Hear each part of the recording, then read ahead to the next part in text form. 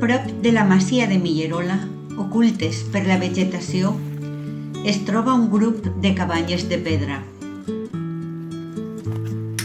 No hi ha senda que conduïsca a elles, ni cap cartell que ens doni informació sobre l'antiguitat o l'ús d'aquestes construccions.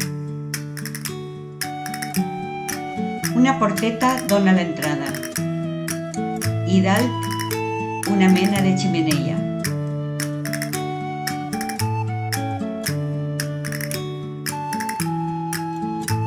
En una d'elles creix un arbre que prompte la derruirà. Al darrere hi ha un forn en bon estat de conservació. Aquestes cabanyes són part de la història del nostre poble i es troben en un estat d'abandó lamentable. Fins a quan?